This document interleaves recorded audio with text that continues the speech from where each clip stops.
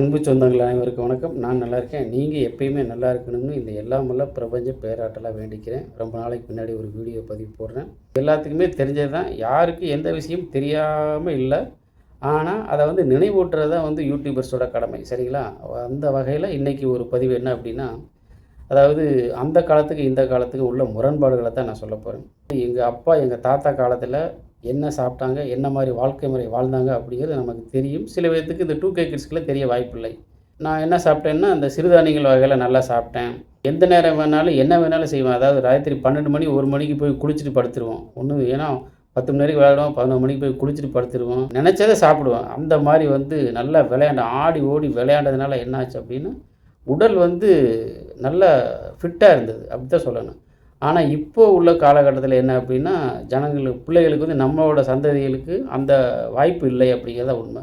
நம்ம இருக்கிற இடத்துக்கு தகுந்த மாதிரி, நம்ம உடல்நிலைக்கு தகுந்த மாதிரி தான் சாப்பாடு, பழக்கவழக்கங்கள், கல்ச்சரை மாற்றிக்கணும் அப்படிங்கிறத உண்மை. சரிங்களா?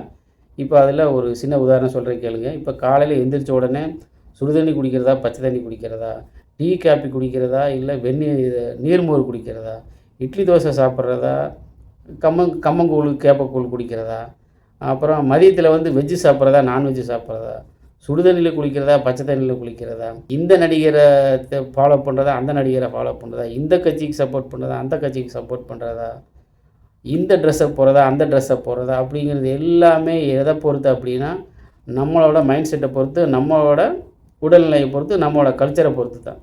அமெரிக்காவில், கனடாவில் இருக்கிறவங்களெல்லாம் நீங்கள் பச்சை தண்ணியில் குளிங்க அப்படின்னா நம்மளை பைத்தியக்கார மாதிரி பார்ப்பான். யாரா இந்த மைனஸில் போய் எப்படா குளிக்கிறது அப்படின்னு. ஸோ அவன் சுடுதண்ணியில் தான் குளிச்சாகணும்.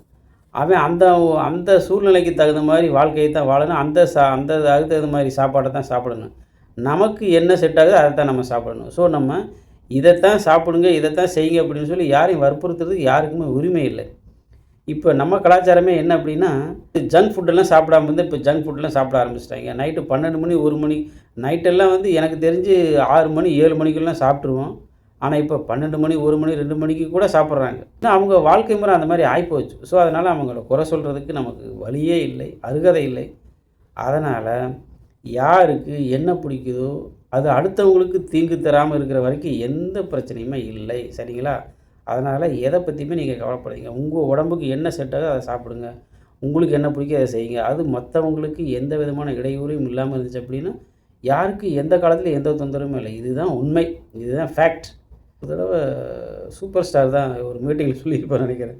குறைக்காத நாயும் இல்லை, குறை சொல்லாத வாயும் இல்லை அப்படிங்கிறத உண்மை. ஸோ அதனால் எதை பற்றியும் கவலைப்படாதீங்க. உங்கள் மனசுக்கு தோணுது சந்தோஷமாக செஞ்சுட்டு போங்க. அது மற்றவங்களுக்கு தீங்கு தராத வரைக்கும் எந்த பிரச்சனையுமே இல்லை. இதை மட்டும் மனசில் வைங்க. என்ன பிடிக்கிறதோ சாப்பிடுங்க. வாழ்க்கை முறையை நல்லா வாழுங்க. அடுத்தவங்களுக்கு உதாரணமாக இருக்கிற மாதிரி நினைங்க அப்படிங்கிறது தான் என்னோடய தாழ்மையான கருத்து. பாருங்கள், பார்த்துட்டு கமெண்ட்ஸில் சொல்லுங்கள். Thank you very much.